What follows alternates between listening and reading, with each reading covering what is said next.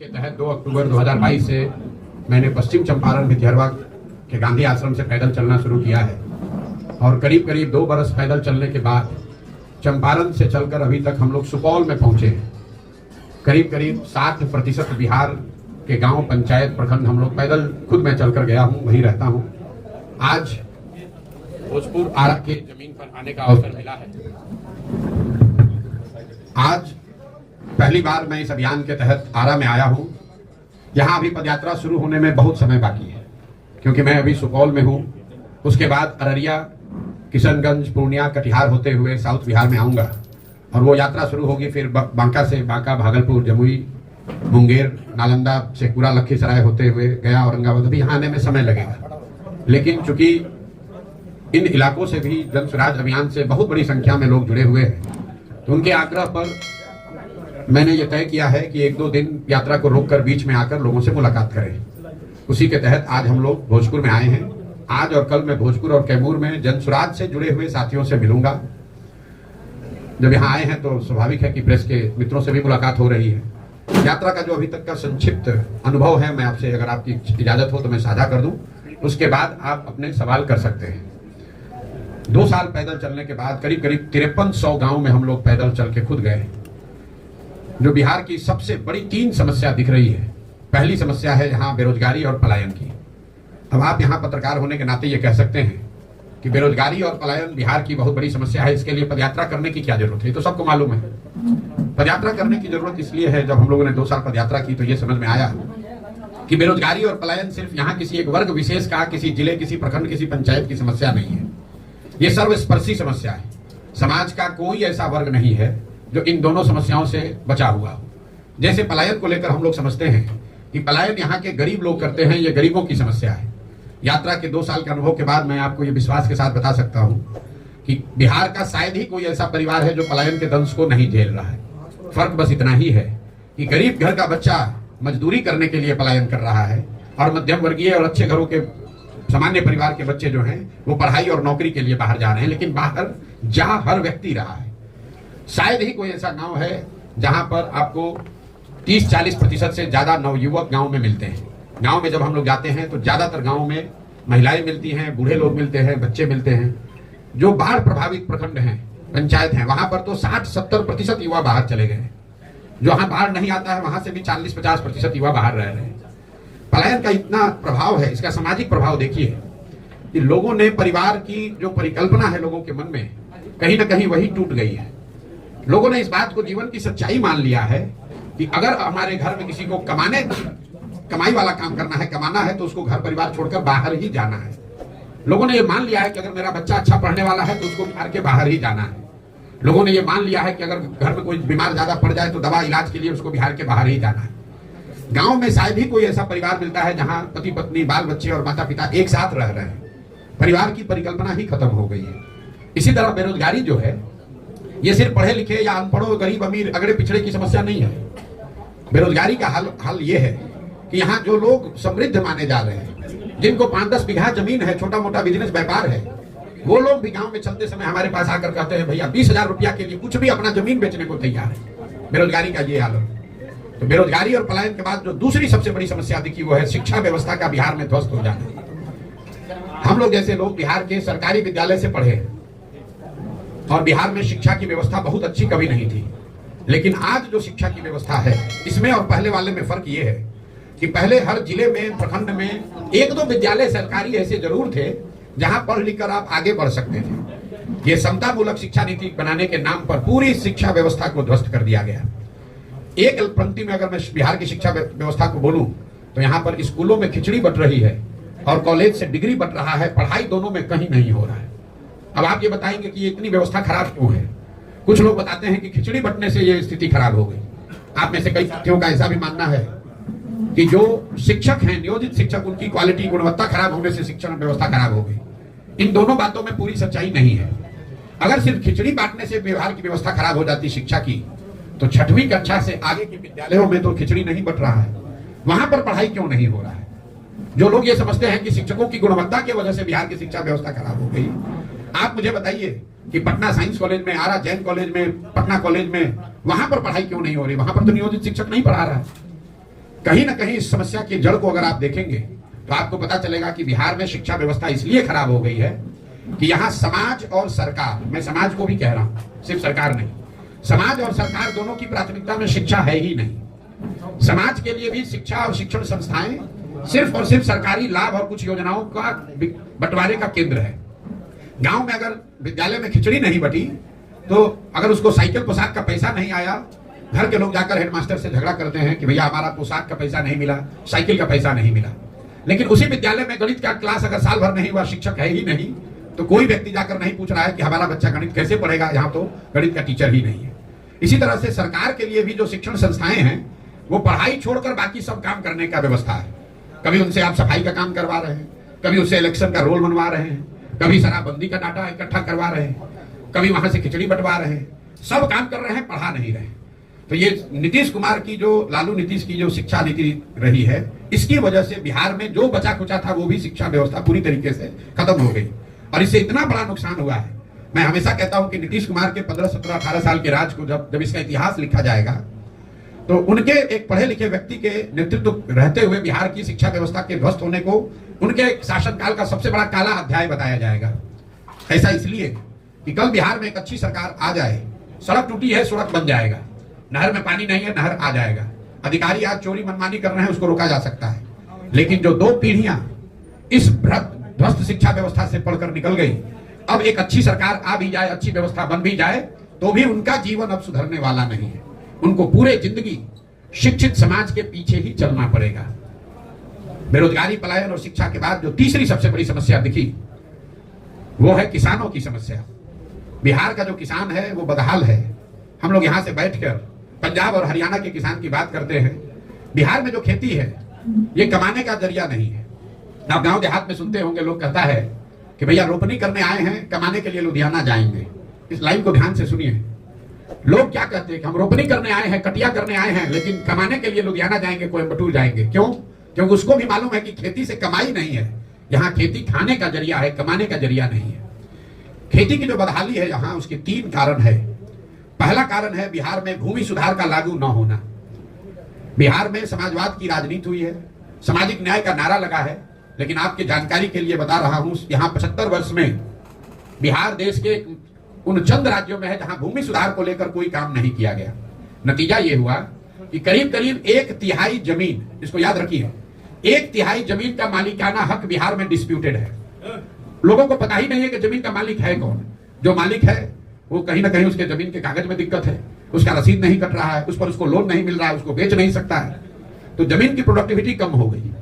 दूसरी जो बड़ी समस्या है, और अभी सरकार ने जो सर्वे का काम शुरू किया है, अभी मैं आपको एक भविष्यवाणी कर देता हूं, 6 महीना में ये जमीन के सर्वे से इतना समाज में भूचाल बवाल खड़ा होना है, क्योंकि जो भ्रष्ट व्यवस्था है, पूरा जो राजस्व भूमि सुधार का विभाग है, उसके पास ना सुविधा है, ना उनके पास संसाधन है, ना उनके पास ज्ञान है। पूरी जो राजस्व की व्यवस्था है, एक अंचलाधिकारी, उसके साथ 2-3 कर्मचारी और उस कर्मचारी के साथ जुड़े हुए 5-7 अटर्नी जो कि विशुद्ध तौर पर दलाल हैं, यही लोग चला रहे हैं। आप अंदाजा लगाइए कि जब जमीनों का सर्वे किया जा रहा है, इसमें कितने बड़े पैमाने पर हेर फेर और गलती होगी और इससे समाज के कितने लोगों को परेशानी होगी। आप देखिएगा अगले साल मार्च आते आते बिहार के हर गांव में सैकड़ों लोग अपनी जमीन के मालिकाना हक को लेकर अदालतों के और सरकारी अफसरों के पीछे, ऑफिसों के में चक्कर लगाते नजर आएंगे। ये बड़ा मुद्दा बिहार में बनने वाला है। दूसरी जो किसानों की समस्या है वो जल का कुप्रबंधन। यहाँ जो विभाग है उसका नाम है जल संसाधन। ये सबसे ज्यादा लूट वाला विभाग है। आप लोग को बता देते हैं, बिहार में हर विभाग में चोरी है, कोई ऐसा विभाग नहीं जहां चोरी नहीं है, लेकिन जल संसाधन से ज्यादा चोरी कहीं नहीं है। अगर आपको एक मजाक की बात बता देता हूं, यहाँ गठबंधन का सरकार चलता है, सब विभाग का बंटवारा होता है, लेकिन जल संसाधन का बंटवारा आज तक नहीं हुआ है। जो मुख्यमंत्री रहता है उसी के पास जल संसाधन रहता है। क्यों? दूसरे विभाग में चोरी कीजिएगा तो उसका कुछ निशान पीछे छूट सकता है, पकड़ में आ सकता है। ये ऐसा विभाग है जिसमें खुद ही से आप बाढ़ लाते हैं, खुद ही से पैसा लुटवाते हैं, खुद ही से सूखा की स्थिति पैदा करते हैं और चोरी करके फिर अगले साल फिर नया कार्यक्रम बनाते हैं। तो बिहार में जो जल संसाधन कुप्रबंधन है, इसका नतीजा ये है कि यहाँ 50% भूमि, इसको आंकड़े को याद रखिए, 50% भूमि बाढ़ से प्रभावित है, लेकिन बाकी का जो 50% है उसमें आधी से ज्यादा भूमि में जल जमाव की बहुत बड़ी समस्या है। ये आपको शायद दक्षिण बिहार में इतना नहीं दिखेगी, लेकिन जैसे ही आप तराई के जिलों से नीचे आएंगे, जो तराई के जिले हैं नेपाल से लगते हुए, वहां पर जल जमाव की समस्या उतनी नहीं है। दोनों चंपारण, सीतामढ़ी, मधुबनी, सुपौल, अररिया में उतना जल जमाव की समस्या नहीं है। लेकिन जब आप गोपालगंज जाएंगे, सिवान जाएंगे, सारण जाएंगे, समस्तीपुर जाएंगे, खगड़िया जाइएगा, बेगूसराय जाइएगा, दरभंगा जाइएगा, यहाँ कोई ऐसा पंचायत नहीं है जहां 2-4-5 हजार एकड़ जमीन जल जमाव से नहीं प्रभावित है। एक बार पानी आ गया वो पानी निकलता ही नहीं है। और तीसरी जो बड़ी बात है, जो दक्षिण बिहार के लिए भी ज्यादा जरूर समझने वाली बात है, बिहार एकमात्र ऐसा राज्य है जहां पिछले 10 साल में सिंचाई वाली भूमि की मात्रा 11% से कम हो गई। दूसरे राज्यों में सिंचाई की सुविधाओं का विस्तार हुआ। पिछले 10 वर्ष में बिहार में सिंचाई की जो व्यवस्था है वो नहरों के रखरखाव और नलकूप के रखरखाव के अभाव में 11% कम हो गया। आप गांव देहात में चलिएगा तो आप लोगों को दिखता होगा, लोग बताते हैं कि भैया इसोन कैनाल का पानी पहले आता था, अब पानी नहीं पहुंचता है क्योंकि सिल्ट पड़ गया, रखरखाव नहीं हुआ। तो ये आंकड़ा याद रखिए, अगर आज से 10 वर्ष पहले 100 एकड़ जमीन को सिंचाई की सुविधा बिहार में थी तो वो घट के अभी 89 एकड़ ही रह गया है। लेकिन भूमि सुधार और जल कुप्रबंधन के बाद भी जो यहाँ पैदा हो रहा है, किसानों की जो सबसे बड़ी समस्या है कि जो अनाज यहाँ पर किसान पैदा कर रहा है वो उसको उचित दाम नहीं मिल रहा है। एक आर्थिक सर्वेक्षण बताता है कि बिहार में किसान जो पैदा कर रहे हैं उसका उचित दाम न मिलने की वजह से बिहार के किसानों को हर साल, इसको याद रखिए, प्रति वर्ष 15 से 20 हजार करोड़ रुपए का नुकसान हो रहा है। ये पूरा जो शाहबाद का एरिया है, ये धान का कटोरा लोग कहते हैं, यहाँ धान की खेती होती है। मैं आपको चुनौती दे रहा हूं, आप मुझे कोई किसान दिखाइए जिसने 2100 रुपया में, 2200 रुपया में अपना धान पिछले 2 वर्ष में बेचा हो। हर किसान यहाँ 1400, 1500, 1600 में ही अपना धान बेचा है। जो पैक्स की व्यवस्था है यहाँ, उसका आंकड़ा सुन लीजिए। हम लोग कहते हैं कि पंजाब में, हरियाणा में किसान बहुत धनी है। भैया पिछले 10 वर्ष में पंजाब में 70% धान और करीब 75% गेहूं सरकारी समर्थन मूल्य पर सरकार के एजेंसियों के द्वारा खरीदा गया है। बिहार में पिछले 10 वर्ष में 13% धान, याद रखिए 13% धान और 1% गेहूं ही सरकारी एजेंसियों के द्वारा, पैक्स के द्वारा सरकारी समर्थन मूल्य पर खरीदा गया है। तो 2000 का धान जब किसान 1400-1500 में बेचेगा तो स्वाभाविक है कि उसको नुकसान होगा ही होगा। तो ये किसानों की जो 3 बड़ी समस्या है, भूमि सुधार का लागू न होना, जिसकी वजह से भूमि की, जमीन की प्रोडक्टिविटी और उसमें इन्वेस्टमेंट कम हो रहा है, दूसरा जल का कुप्रबंधन और तीसरा फसलों के दाम का न मिलना। ये 3 बड़ी समस्याओं के बाद जो 3 सबसे ज्यादा सुने जाने वाले शब्द रहे पदयात्रा में, वो है अधिकारियों की मनमानी, दूसरा है सरकारी विभागों में फैला हुआ भ्रष्टाचार और तीसरा है कट मनी, जो यहाँ पर हर सरकारी योजना में कमीशन काटा जा रहा है। अभी के जो नीतीश का राज है उसके बारे में लोग बताते हैं गांव में कि भैया बिहार ने लालू जी का जंगल राज देखा है, अपराधियों का जंगल राज देखा है। लेकिन आज जो बिहार में व्यवस्था चल रही है वो अधिकारियों का जंगल राज है। यहाँ के अधिकारियों की मनमानी है, वो जो चाहेंगे वही करेंगे। नीतीश कुमार और उनके साथ बैठे हुए 4-5 सलाहकार, जो कि सब पहले के एक्स ब्यूरोक्रेट हैं। ध्यान रखिए, सरकार को चलाने वाले लोग कौन हैं? एक नीतीश कुमार, और सीएमओ के अधिकारी भी नहीं, सीएमओ में रिटायर होने के बाद बैठे हुए जो आप इनके सलाहकार लोग हैं, वही 4-5 लोग पूरी व्यवस्था को चला रहे हैं। सत्ता और संसाधन का इतना केंद्रीकरण हो गया है कि आपको राशन कार्ड भी चाहिए तो मुख्यमंत्री के यहाँ आपको जाना है।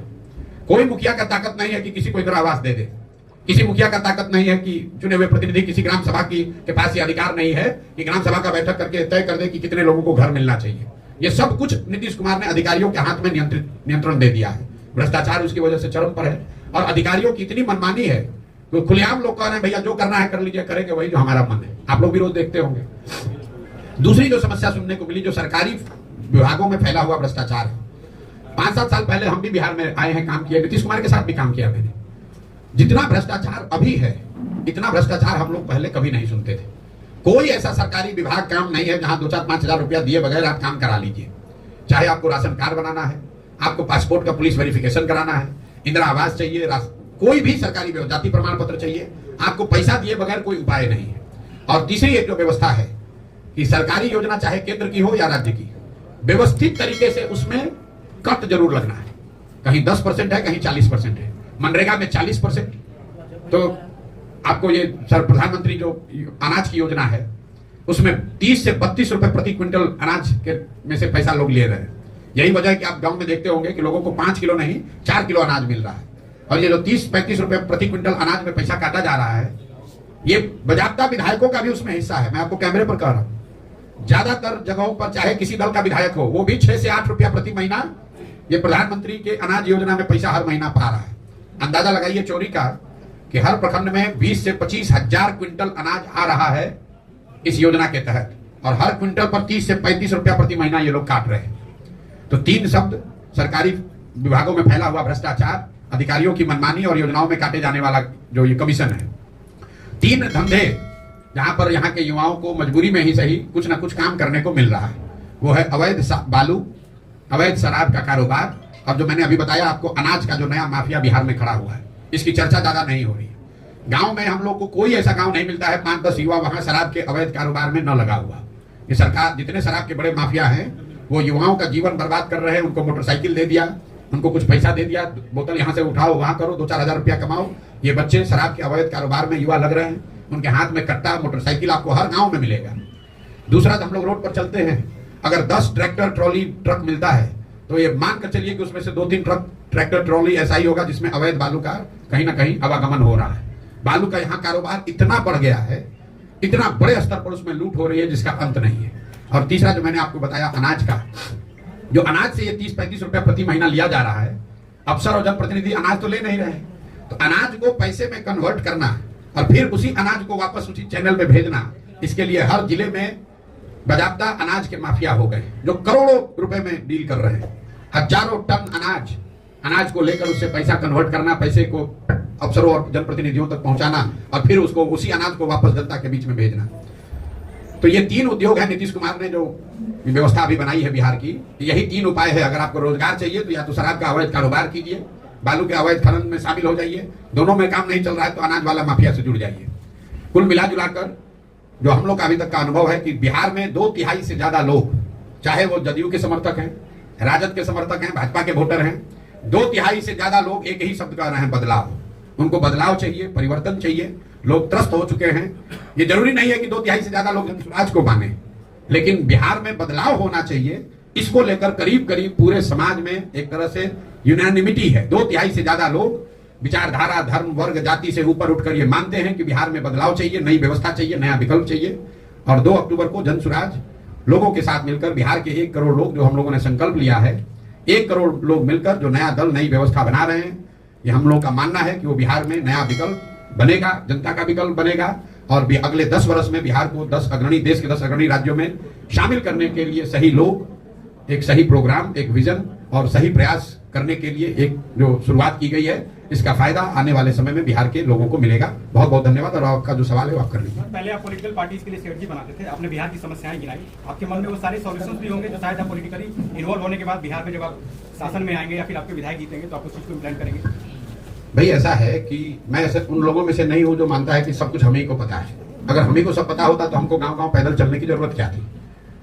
आप में से कई लोगों को लग रहा है कि पहले जो मैं काम करता था और अब मैं जो काम कर रहा हूं इसमें फर्क है। मैं आपको बता रहा हूं दोनों में कोई फर्क नहीं है। फर्क बस इतना है कि पहले मैं दल और नेताओं को बताता था कि आप अपने दल का संगठन बेहतर कैसे बनाइए, किन मुद्दों पर चुनाव लड़िए, कौन से मुद्दे जनता के पास लेकर जाइए, किसको टिकट दीजिए, चुनाव का प्रबंधन कैसे कीजिए, प्रचार कैसे कीजिए, सोशल मीडिया कैसे चलाइए ताकि आप चुनाव जीतिएगा। काम तो हम आज भी वही कर रहे हैं। फर्क बस इतना है कि पहले दल और नेता के लिए करते थे, अब बिहार की जनता के लिए कर रहे हैं। बिहार की जनता को गांव-गांव जाकर बता रहे हैं कि भाई तुम्हारे पास पैसा नहीं है तो कोई बात नहीं है, तुम्हारे पास बाहुबल नहीं है, जाति नहीं है तो कोई बात नहीं है, लेकिन बिहार में अगर नया विकल्प बनाना है, नई व्यवस्था बनाना है तो तुम आओ, साथ में जुड़ो और तुमको ये दल बनाने में, नया विकल्प खड़ा करने में, चुनाव लड़ने में जो मदद चाहिए वो जनसुराज के माध्यम से प्रशांत किशोर देंगे। वही काम कर रहे हैं। सर, आपके ओपोनेंट लगातार फंडिंग को लेकर सवाल खड़े कर रहे हैं कि प्रशांत किशोर ने आखिर पैसा कहां कमा लिया, कितने सारे लोगों को। अब पहले भाई ऐसा है कि अपोनेंट से पहले पूछ लीजिए कि अभी तक तो ये कह रहा था कि प्रशांत किशोर इतने बड़े बिजनेसमैन हैं कि बड़े बड़े नेताओं को सलाह देते हैं और सैकड़ों करोड़ रुपया कमाते हैं। अगर वो बात ठीक है तब तो हमारे पास पैसे की कमी होनी ही नहीं चाहिए। हम तो 1-2 को नहीं 10 को राज्य में सरकार बनवाए हैं, हमको पैसे क्या कमी है। और अगर वो बात सही नहीं है तो पहले मानो कि पहले झूठ बोल रहे थे। हम आपको बता रहे हैं, जिस दिन से पदयात्रा कर रहे हैं उस दिन से बता रहे हैं कि पैसा कहां से आ रहा है। पैसा उन जगहों से आ रहा है, उन लोगों से के पास से आ रहा है जिन लोगों को पिछले 10 वर्ष में प्रशांत किशोर ने कंधा लगाया है, उनकी मदद की है, उनको जिताने में मदद किया है, उनकी सरकारें बनवाई हैं। पैसा उनसे आ रहा है। पैसा सरस्वती से आ रहा है। हम लोग क्या कहते हैं, जिसके पास सरस्वती जहां है वहां लक्ष्मी की कोई कमी हो नहीं सकती है। पैसा प्रशांत किशोर की बुद्धि से आ रहा है। प्रशांत किशोर अपनी बुद्धि को गिरवी रख रहे हैं। प्रशांत किशोर ये जाकर कह रहे हैं कि हम तुमको हर तरह का सलाह देंगे, जो जरूरत पड़ेगी सलाह देंगे, तुम हमारी पैसे से मदद करो। क्यों करो? हमको अपार्टमेंट नहीं बनाना है, हमको यहाँ मॉल नहीं खोलना है, हमको बेनामी संपत्ति नहीं बनाना है। पैसा इसलिए चाहिए कि बिहार में गरीब से गरीब का लड़का भी अगर काबिल है, वो चुनाव लड़ना चाहता है उसके सामने बालू माफिया है, शराब माफिया है, ये लूट कर बैठे हुए बड़े बड़े दल है, कैसे चुनाव लड़ेगा? पैसे की वजह से कोई गरीब का बच्चा पीछे न छूट जाए, इसके लिए हमने जाकर कहा है कि पैसे की चिंता मत करो, पैसा का चिंता जनसुराज करेगा। ये लोग क्या कहेगा जो पैसा लेके टिकट बेचता है, ये हमसे क्या बात करेगा? आप लोग पत्रकार हैं, कभी आपने पूछा कि आरजेडी के पास पैसा कहां से आता है? जदयू वालों ने पैसा कहां से कमाया है? भाई प्रशांत किशोर तो पहले कुछ बिहार से बाहर करते थे, इन दोनों दलों की कोई हैसियत नहीं है बिहार के बाहर, तो बिहार में इनके पास पैसा आया कहां से? इनके पास पैसा आता है बालू और शराब माफिया से, इनके पास पैसा आता है अधिकारियों के ट्रांसफर पोस्टिंग से, इनके पास पैसा आता है जो आपके हमारे बच्चों का हक लूट कर ले जाते हैं, उससे ये राजनीति करते हैं। इनका हिम्मत है कि हमसे बोलेगा कि पैसा कहां से आता है? हम पैसा चोरी के, कोई बिहार का आदमी खड़ा होकर बता दे 1 रुपया भी प्रशांत किशोर ने किसी से लिया हो, अगर एक किसी का मैंने चाय भी पिया हो तो बता दे। लेकिन बिहार के लोगों को ये जरूर बता रहे हैं कि तुम्हारा एक भाई, तुम्हारा एक बेटा तुम्हारे आशीर्वाद से इस जगह पर है, तुम पैसे की चिंता मत करो, अपने बच्चों के भविष्य की चिंता करो, हम तुम्हारे लिए पैसा ला कर देंगे। कैसे नहीं देंगे? ये भारत, सुनिए एक आंकड़ा याद रखिए, बिहार में पिछले 30 वर्ष में सिर्फ 1200 परिवार के लोग ही सांसद और विधायक बने हैं, चाहे जिस दल के बने, वो चाहे भाजपा का हो, जदयू का हो, नीतीश का हो, कांग्रेस का हो, सिर्फ 1200 परिवार के लोग ही यहाँ सांसद विधायक बने हैं। ऐसा क्यों है? क्योंकि ये समाज में डर बैठा दिया है कि बिहार में राजनीति करना है तो तुम्हारा जात होना चाहिए, बिहार में राजनीति करना है तो तुम्हारे पास पैसा होना चाहिए, बिहार में राजनीति करना है तो तुम्हारे पास बाहुबल होना चाहिए। कोई लालू जी से पूछे, जिस दिन बिहार ने आपको नेता बनाया था, आप कितने बड़े बाप के लड़के थे? कब कहां से पैसा आया था आपके पास? नीतीश जी टाटा बिरला के लड़के थे जिस दिन मुख्यमंत्री बने थे। जब कुर्सी पर बैठ गए उसके बाद लूट कर पैसा भले कमा लिया। समाज ने जिस दिन पैसा उनको नेता बनाया उस दिन उनके पास पैसा नहीं था। तो पैसा पेट्रोल है, गाड़ी अगर आपके पास है तो पेट्रोल चाहिए, लेकिन अगर गाड़ी ही ना हो तो पेट्रोल के कनस्तर पर बैठ के कहां जाइएगा? हम पैदल चल रहे हैं, समाज को जगा रहे हैं, तो समाज पैसे की व्यवस्था भी करेगा। और एक अंतिम बात, कितने लोग इन पार्टियों से आ रहे हैं? अरे छोड़िए किन पार्टी से आ रहे हैं, परेशान हो रहे हैं। मैंने दूसरी पैसे की बात आपने कही, सुन लीजिए पूरी बात। जब तक ये अभियान चल रहा है उसका पैसा प्रशांत किशोर की बुद्धि से आ रहा है, लेकिन 2 अक्टूबर को जब ये दल बनेगा तो मैं उसी बुद्धि को लगाकर यहाँ बिहार में ये व्यवस्था बना रहा हूं कि डिसेंट्रलाइज क्राउड फंडिंग से जनसुराज में स्वच्छ तरीके से पैसा चुनाव लड़ने के लिए इकट्ठा किया जाएगा। उसको अभी उसका प्लान भी आपको बता देते हैं। जनसुराज का लक्ष्य है कि 2 तारीख को जब दल बने तो बिहार के 2 करोड़ लोगों से, याद रखिए 13 करोड़ लोग रहते हैं बिहार में, 2 करोड़ लोगों से 100-100 रुपया लिया जाएगा। मैं ये व्यवस्था बना रहा हूँ बैंकों के जरिए। आप मोबाइल से अपने गांव से, यहाँ गढ़हनी में, यहाँ में, भोजपुरारा में बैठकर आप जनसुराज को 100 रुपया भेज पाएंगे। अगर 2 करोड़ लोग 100-100 रुपया दे दिए तो जनसुराज के पास कितना पैसा हुआ? 200 करोड़। 200 करोड़ रुपया चुनाव लड़ने के लिए काफी नहीं है। 100 रुपया, अगर आपको कोई ये विश्वास दिला दे कि 100 रुपया महीने साल का देने से आपको राशन कार्ड के लिए 2000 रुपया नहीं देना पड़ेगा, 100 रुपया देने से बालू शराब माफिया खत्म हो जाएगा, 100 रुपया देने से आपको इंदिरा आवास में 30,000 रुपया नहीं देना पड़ेगा, आपके बच्चों के लिए पढ़ाई बेहतर हो सकती है, तो कौन आदमी 100 रुपया नहीं देगा? आप बताइए। वो व्यवस्था जनसुराज बना रहा है। इन लोगों को क्या पता चलेगा? 2011 से पहले इनको पता था कि सोशल मीडिया भी कोनो चिड़िया का नाम है जिसका इस्तेमाल चुनाव में भी हो सकता है। इस देश में सोशल मीडिया के बड़े बड़े जो तीरंदाज आज बन रहे हैं, कैमरे पर आपको कह रहे हैं कि सोशल मीडिया का इस्तेमाल भी चुनाव में हो सकता है, राजनीति में हो सकता है। ये गुजरात और महाराष्ट्र के लोगों ने नहीं, इसी बिहार के लड़के ने सिखाया कि इसका भी इस्तेमाल हो सकता है। तो आपको यहाँ करके दिखाएंगे कि कैसे बिहार की गरीब जनता अपने मोबाइल के जरिए अपने घर में बैठकर वो पैसा चंदा इकट्ठा करेगी, जिससे बिहार में एक स्वच्छ राजनीतिक व्यवस्था को बनाने में मदद मिलेगी। प्रशांत जी, एक मेरा सवाल है दैनिक भास्कर की तरफ से कि बिहार में राजनीतिक अपराधीकरण, राजनीतिक आर्थिकरण, परिवारवाद, जातीयकरण के बीच, हेलो आप पीछे हो, जब आपको देखे ही नहीं पा रहे तो कैसे आपका उत्तर दें?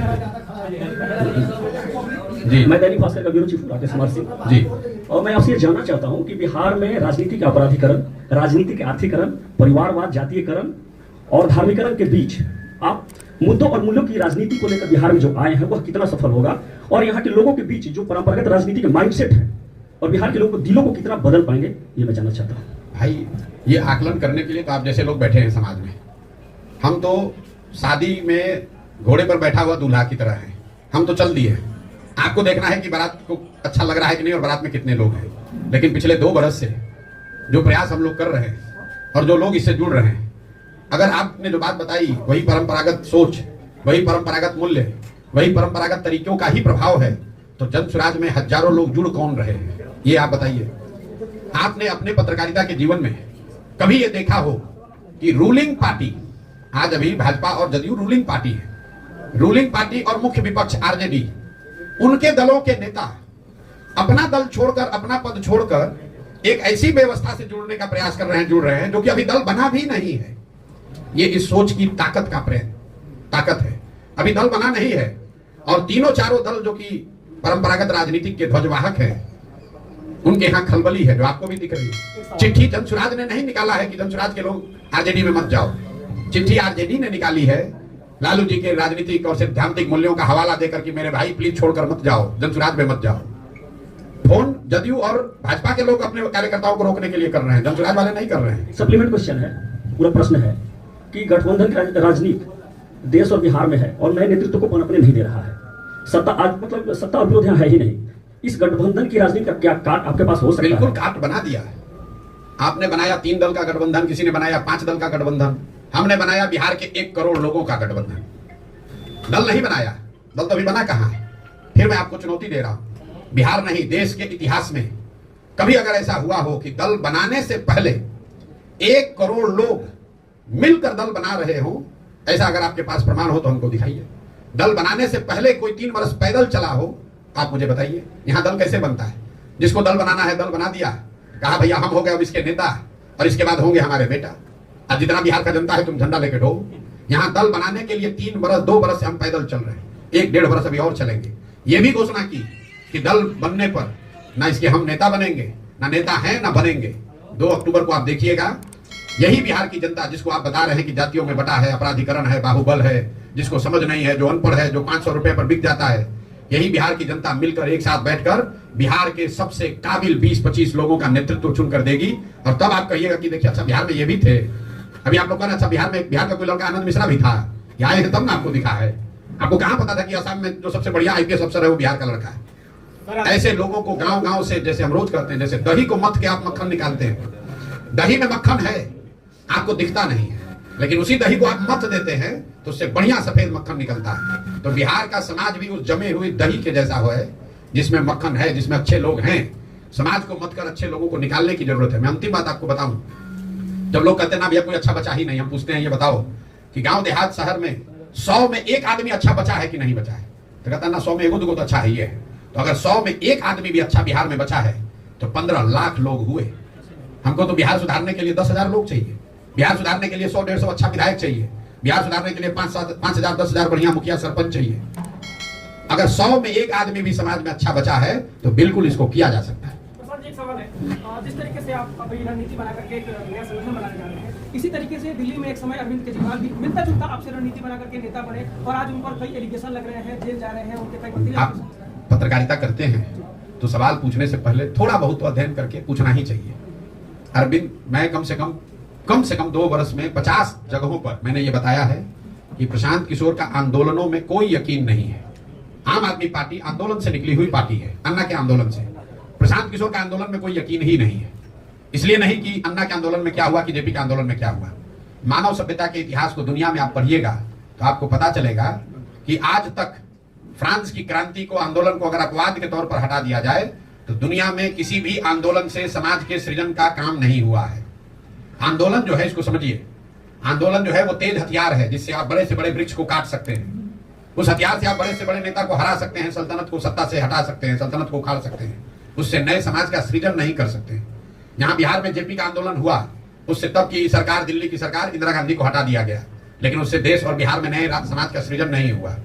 जनसुराज में हमने कोई आज तक धरना प्रदर्शन नहीं किया, बिहार बंद का कॉल नहीं किया, किसी को गाली गलौज नहीं करा, किसी अधिकारी के कार्यालय पर जाकर धरने पर नहीं बैठे, ये भी नहीं कहा कि वोट किसको दो, किसी नेता के खिलाफ भी कुछ नहीं बोला। सिर्फ इतना जाकर बोले कि तुमने भैया जिस चीज के लिए आज तक वोट दिया वो तुमको मिला, तुमने एक ही चीज के लिए जीवन में वोट नहीं दिया, वो है अपने बच्चों के पढ़ाई और रोजगार की बात।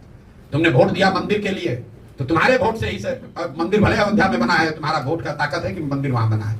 तुमने वोट दिया 5 किलो अनाज के लिए, तो कितना भी भ्रष्टाचार है, 4 किलो अनाज मिल रहा है। तुमने लालू जी को वोट दिया गरीबों को, पिछड़ों को आवाज के लिए, तो लालू जी का चाहे जितना जंगल राज हो, उसमें और कुछ हो चाहे नहीं, गरीब और पिछड़ों को, वंचितों को आवाज मिल गई। नीतीश को आपने वोट दिया बिजली के लिए, तो नीतीश के राज में कितना भी बिहार में बदहाली हो, बिजली घर घर आ गई।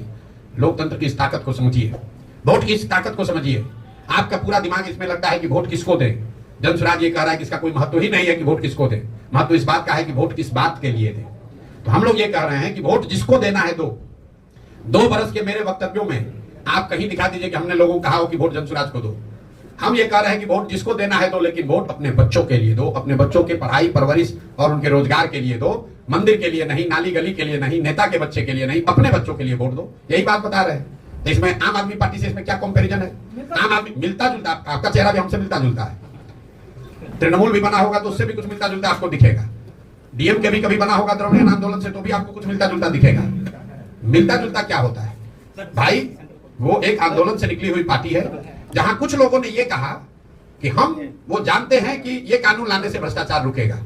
हम कह रहे हैं भैया हमको कुछ नहीं पता, हम बिल्कुल उसका उलट बता रहे हैं और आपको उसको मिलता जुलता दिख रहा है। हम कह रहे हैं हमको कुछ पता ही नहीं है। अगर एक नहीं 10 प्रशांत किशोर आएंगे तो भी बिहार नहीं सुधरेगा। रोज कहते हैं बिहार तब सुधरेगा जब बिहार के लोग सुधरेंगे। 500 रुपया लेकर वोट दीजिएगा तो मुखिया आपका चोर नहीं होगा तो हरिश्चंद्र होगा, और रोज जाकर कैमरे पर कहते हैं। प्रशांत जी, मैं मुकेश सिंह जयदेव कनादेश से ये जानना चाह रहा था कि 2 अक्टूबर गठन के बाद 2025 के चुनाव में जनसुराज आ रही है, किसको अपना प्रतिद्वंदी मानती है और क्या मानक होना चाहिए कैंडिडेट्स के लिए? 2025 में जनसुराज 243 सीटों पर चुनाव लड़ेगी। 242 नहीं, याद रखिए 243 सीटों पर जनसुराज चुनाव लड़ेगी। जो लोग चुनाव लड़ेंगे उसमें 2/3 से ज्यादा लोग ऐसे होंगे जो पहले से ना राजनीति में हैं या ना राजनीति में कभी चुनाव लड़े हैं। नए लोग आपको दिखेंगे, वो समाज से मत कर निकाले गए लोग होंगे। उनका चुनाव की जो प्रक्रिया है वो पूरी हमने समाज में जारी की है। आपने अमेरिका में अभी प्रेसिडेंट का चुनाव हो रहा है, आपने कभी ये पढ़ा सुना कि अमेरिका में प्रेसिडेंट का टिकट कौन देता है? अमेरिका में डोनाल्ड ट्रंप रिपब्लिकन पार्टी के कैंडिडेट होंगे, टिकट कौन दिया? ये टिकट देने की एक प्रक्रिया है, कोई व्यक्ति नहीं देता है। वहां पर जिसको भी रिपब्लिकन पार्टी का उम्मीदवार होना है, डेमोक्रेटिक पार्टी का उम्मीदवार होना है, वो अपना एप्लीकेशन देता है, वो खड़ा होता है और समाज के सामने अपना प्रोग्राम बताता है कि हम रिपब्लिकन पार्टी के उम्मीदवार के तौर पर हमारा समर्थन कीजिए, हम अगर उम्मीदवार बनेंगे तो हम ऐसे डेमोक्रेटिक पार्टी को हराएंगे और ऐसे अमेरिका को आगे बढ़ाएंगे। ये व्यवस्था जनसुराज बिहार में लागू करेगी। किसके साथ चुनाव होगा? आ रहे हैं किसके साथ होगा? अब बहुत तुरंत 2020 का जमाना है, आप लोग को तुरंत आंसर चाहिए। अभी पूछा कैंडिडेट का मानक क्या होगा, मानक सुनने से पहले किसके साथ चुनाव होगा, वो जब तक बताएंगे नहीं तब बताइए कि अभी कैबिनेट में कौन आएगा। तो जनसुराज भी हर विधानसभा क्षेत्र से 5 से 7 ऐसे लोगों का नाम दिसंबर से पहले जारी करेगा जिसको हम संभावित उम्मीदवार के तौर पर देखते हैं, ताकि क्षेत्र की जनता 1 बरस तक उस शख्स के साथ काम करके, देखकर, सुनकर, परखकर, और हर 3 महीना पर उसका रिपोर्ट कार्ड जारी करेंगे कि ये जो 7 हैं इसमें क्षेत्र की जनता, अगियाओं की जनता, बड़ारा की जनता बता रही है कि ये आदमी सबसे अच्छा उम्मीदवार है। और 1 बरस के इस प्रयास के बाद जो नंबर 1 पर आया, जिसको क्षेत्र की जनता ने चुना, वही जनसुराज का उम्मीदवार हो गया। तो ये चुनाव की प्रक्रिया है। आपने पूछा चुनाव लड़ाई किससे होगी? लड़ाई स्वाभाविक है एनडीए से होगी। इसलिए होगी एनडीए से कि अभी अगर लोकसभा का चुनाव का नतीजा देखिए तो करीब 176 विधानसभा क्षेत्र में एनडीए आगे है। तो हम लोग की लड़ाई सीधे तौर पर एनडीए से होगी। आरजेडी यहाँ तीसरे नंबर का दल होगा। पूरा सवाल है, आपने कल कहा है कि 40 जानना स्वराज गठबंधन भी करेगी आने वाले समय में? 243 पद जनसुराज लड़ेगा तो गठबंधन करेंगे, 500 सीट उसके आगे बढ़ा रहे हैं विधानसभा में। नहीं, मतलब गठबंधन में लड़ेगी या अकेले लड़ेगी? जब बोला कि जनसुराज 243 लड़ेगा तो गठबंधन और जनसुराज में अगला चुनाव होगा, आप देखते जाइए। नेशनल पॉलिटिक्स को लेकर सवाल है। भोजपुर में आई बनी, भोजपुर में आई बनी पे लड़ा जाता है और बिहार का पॉलिटिक्स अलग होता है सर, समीकरण अलग होता है। मेरे भाई ऐसा है, यहाँ एनडीए के उम्मीदवार एनडीए के मुख्यमंत्री नीतीश कुमार हैं और उनके सहयोगी दल है भाजपा।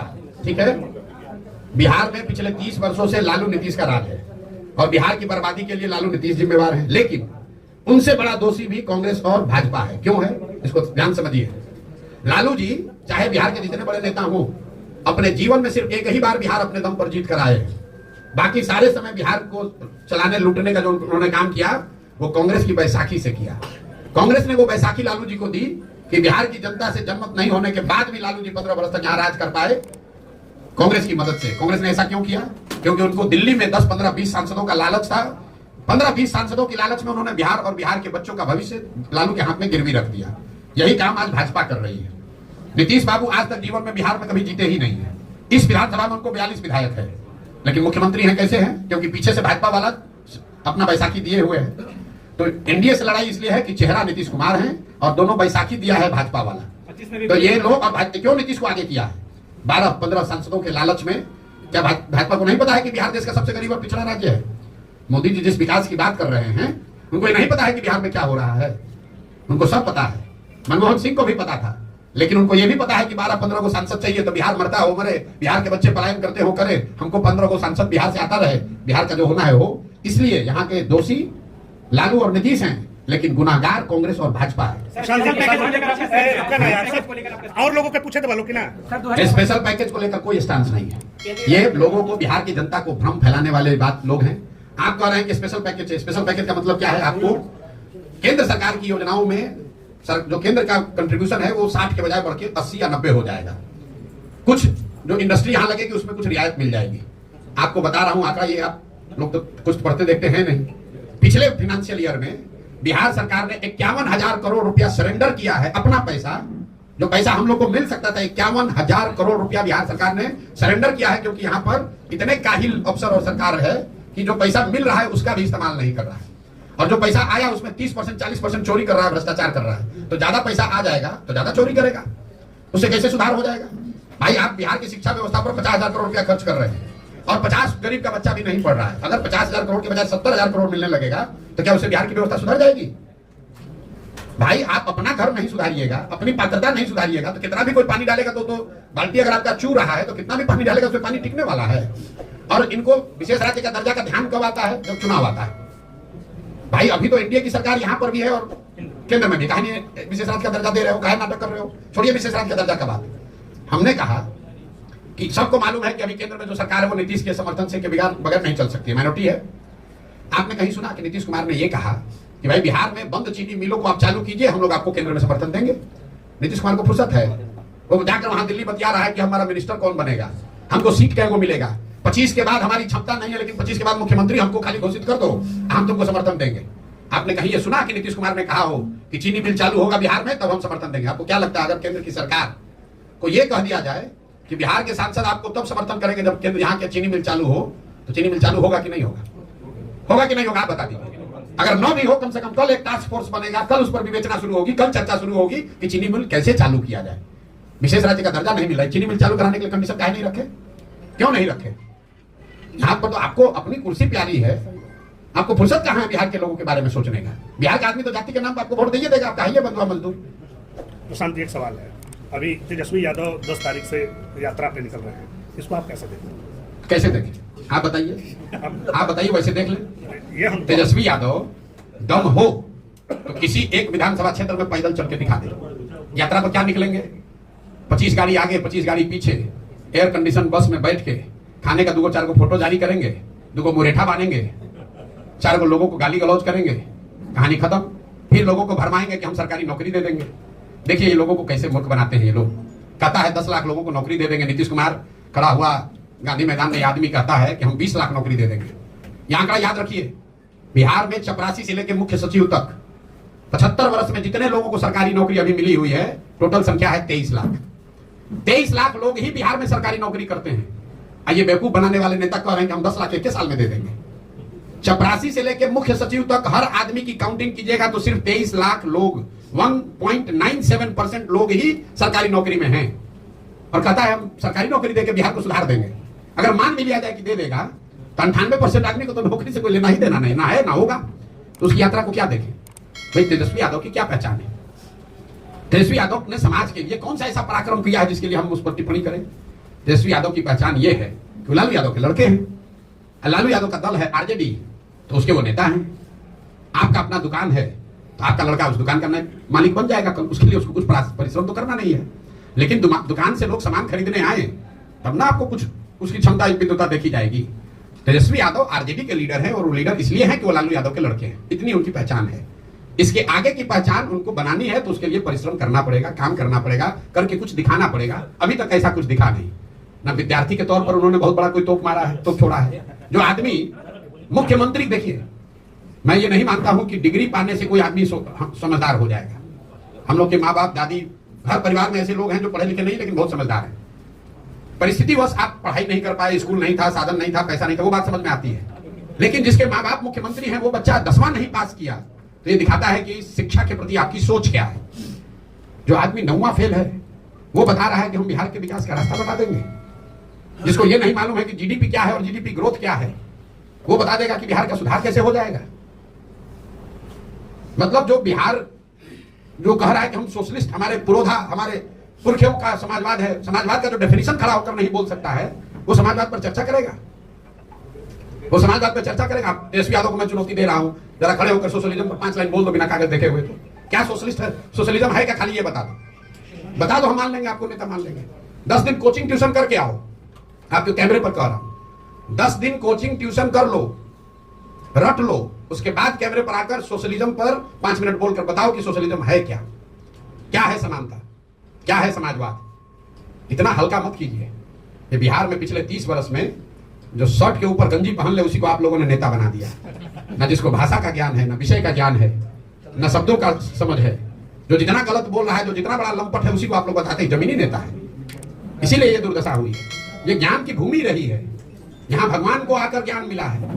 बुद्ध महावीर जहां पैदा हुए हैं, वहां पर अनपढ़ और लंपटों को हम लोगों ने नेता मानकर और अपने आप को गौरवान्वित फील कर रहे हैं। और ऐसा मान लिया है कि समाज में कोई पढ़ा लिखा बचा ही नहीं है। नीतीश कुमार एक इंजीनियर हो गया तो लोग बता रहा है कि इससे बड़ा कोई पढ़ा लिखा है ही नहीं। अरे भाई, बिहार के हर गांव में नीतीश कुमार से ज्यादा पढ़ा लिखा और समझदार व्यक्ति है। जरूरत है कि उन बच्चों को ढूंढ कर निकाला जाए, उनको मौका दिया जाए। इनका कोई बपौती है, यही रहेंगे। 2025 के चुनाव में कितने % महिलाओं को जन स्वराज उतारने वाले चुनाव मैदान में? जातीय जनगणना के हम पक्ष में हैं। जातीय जनगणना होनी चाहिए। कोई भी गणना सर्वे जो सरकार कराना चाहे, जिससे कि समाज के अलग अलग वर्गों की जानकारी, स्थिति के बारे में जानकारी मिले, वो होना चाहिए। लेकिन जातीय जनगणना हो जाने से सबकी स्थिति अगर सुधर जाती तो कोई ये पूछ नहीं रहा है कि भाई आजादी के बाद से अनुसूचित जाति जनजाति SC ST समाज की तो गणना हो रही है, फिर उसकी स्थिति क्यों नहीं सुधरी? बिहार में आपने जातीय जनगणना करा लिया, आपने घोषित किया कि हर परिवार को 2 लाख रुपया देंगे। जरा बताइए किस किस परिवार को 2 लाख रुपया मिला है भैया? भाई, महागठबंधन की सरकार में नीतीश कुमार ने कहा ना जातिगत जनगणना हो गया, तो 30 वर्ष से जिन पिछड़ों को बेवकूफ बनाकर उनके नाम की इन्होंने राजनीति की, उन्हीं के सर्वे ने बताया कि उसके आर्थिक, सामाजिक, शैक्षणिक स्थिति में कोई सुधार नहीं हुआ। इन लोगों ने उसके बाद कहा कि हर परिवार को 2 लाख रुपया देंगे। ये बात पत्रकार भी भूल गए। कोई नहीं पूछ रहा भाई 2 लाख रुपया का क्या हुआ, वो 2 लाख रुपया कब दोगे? जल्दी दो, जल्दी दो 2 लाख रुपया प्रति परिवार। जैसे तेजस्वी यादव ने कह दिया 10 लाख नौकरी दे देंगे, वैसे नीतीश कुमार ने कह दिया हर परिवार को 2 लाख रुपया दे देंगे। कहां से दे दोगे भाई? सैलरी का तुमको पैसा नहीं है, केंद्र सरकार से भीख मांग रहे हो, तब तुम्हारा सरकार चल रहा है। ऐसी दुर्दशा आपने बिहार की बना दी है। और आप 2 लाख रुपया दे दीजिएगा हर परिवार को, कैसे दे दीजिएगा? और अगर दे सकते हैं तो दे दीजिए, हम लोग आपका करेंगे, आपका सम्मान करेंगे अगर आप ये कर दीजिएगा। जातिगत जनगणना होना चाहिए, लेकिन उससे देश के, राज्य के विकास की सारी कुंजी है वो, ऐसा बात नहीं है। ये तो ऐसे हुआ कि आप कहिए कि हम लाइब्रेरी में जाएंगे और जाकर बस आइंस्टीन बन जाएंगे। अरे भाई, लाइब्रेरी में किताब है, वो किताब होने से आप आइंस्टीन थोड़े ना हो जाइएगा। किताब को पढ़िएगा, पढ़कर कुछ कीजिएगा, तब ना कुछ समझदारी होगी। राहुल गांधी का आपने नाम लिया, राहुल गांधी किस पार्टी की सरकार रही है करीब करीब 50-55 साल। ये ज्ञान उनको आज हुआ है कि जातिगत जनगणना से ही देश का विकास होगा। अगर ये ज्ञान उनको पहले था तो पहले ही कर देते, हम लोग सबका कल्याण हो गया होता। और मान लीजिए कि आज उनको ज्ञान हुआ, ये भी बात हो सकती है, आज उनको पता चला, आदमी हर रोज सीखता है। तो अगर आज ज्ञान हुआ है तो छोड़िए देश का बात, कर्नाटक में, तेलंगाना में, हिमाचल में 3 जगह कांग्रेस की सरकार है, वहां पर तुरंत जातिगत जनगणना कराना चाहिए और कराकर कर्नाटक, तेलंगाना और हिमाचल की गरीबी को दूर कर देना चाहिए। पूरा देश नतमस्तक होकर राहुल गांधी को मान लेगा कि ये भगवान के भेजे हुए नए दूत हैं। इनके पास वो पूंजी है, वो तरीका है कि जातिगत जनगणना होगा, गरीबी खत्म हो जाएगा खटाखट। कल आपने कहा था कि 40 सीटों पर मुस्लिम कैंडिडेट उतारिएगा। अगर 40 सीटों पर आरजेडी अगर कैंडिडेट उतारती है मुस्लिम, तो आप क्या करेंगे? मेरे भाई, मैंने कोई मुसलमानों के नजरिए से नहीं कहा है। जो जन स्वराज का फॉर्मूला है, जन स्वराज सिर्फ काबिल आदमी को चुनाव लड़ाएगा। हमारे लिए काबिलियत पैमाना है, लेकिन हर समाज में चुनाव तो 243 आदमी लड़ेगा और बिहार में काबिल तो लाखों लोग हैं। तो उसमें से किस समाज के कितने काबिल लोगों को लिया जाए, उसके लिए यह फॉर्मूला बनाया गया कि जिस समाज के लोगों की जितनी संख्या है उसको उतनी भागीदारी, उस समाज के उतने काबिल लोगों को भागीदारी मिल जाएगी। उस हिसाब से मुसलमानों की आबादी अगर 18% है तो करीब करीब 40 सीट पर काबिल मुसलमान आदमी लड़ना चाहिए।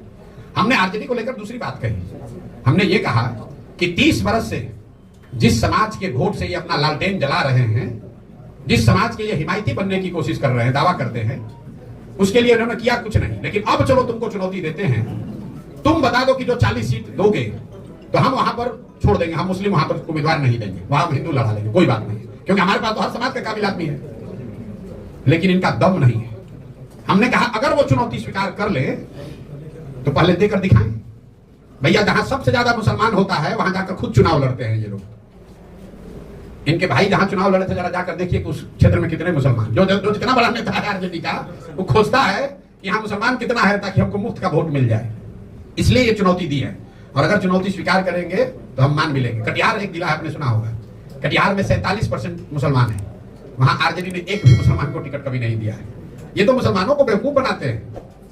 जहां मुसलमानों की आबादी है वहां पर उसको टिकट नहीं देंगे, जहां मुसलमानों की आबादी नहीं होगी वहां टिकट दे देगा, हार जाएगा, और जहां मुसलमानों की आबादी होगी वहां खुद चुनाव लड़ते हैं। आरक्षण को लेकर साधन जी जैसे लोग जुड़े हैं, सर आरक्षण को लेकर प्रशांत किशोर का क्या सोच है? आरक्षण को लेकर प्रशांत किशोर की सोच ये है कि जो संवैधानिक व्यवस्था आरक्षण को लेकर बाबा साहब अम्बेडकर के संविधान में है वो बनी रहनी चाहिए। कुछ लोगों का ये कहना है कि संविधान में तो इसका प्रोविजन 10-20 साल के लिए किया गया था, इसको इतना लंबा क्यों चलाया जा रहा है? तो संविधान में ये व्यवस्था 10-20 साल के लिए इसलिए की गई थी कि जब 10-20 साल में समाज के वो वर्ग सामान्य वर्गों के बराबर आ जाएंगे, लेकिन वो किसी वजह से नहीं आए। तो आरक्षण की व्यवस्था तब तक चलनी चाहिए जब तक जिन वर्गों को आरक्षण का लाभ मिल रहा है वो सामान्य वर्गों के बराबर आर्थिक, सामाजिक, शैक्षणिक नजरिए से उनके बराबर ना हो जाए। मान लीजिए कि गरीबी हटाओ कार्यक्रम शुरू किया गया 1980 में, तो अगर गरीबी 5 वर्ष में 10 वर्ष में नहीं हटी तो क्या गरीबी हटाने का कार्यक्रम बंद कर दिया जाएगा? आपको रोग है, आपको डॉक्टर ने दवा दी कि आप 2 महीना खाइए ठीक हो जाइएगा, लेकिन अगर 2 महीना में रोग ठीक नहीं होगा तो दवा खाना छोड़ दीजिएगा, तब तो गड़बड़ हो जाएगा ना। तो आरक्षण की व्यवस्था जो संविधान में है वो बनी रहनी चाहिए, तब तक बनी रहनी चाहिए जब तक जिन वर्गों को इसका लाभ मिल रहा है उनकी सामाजिक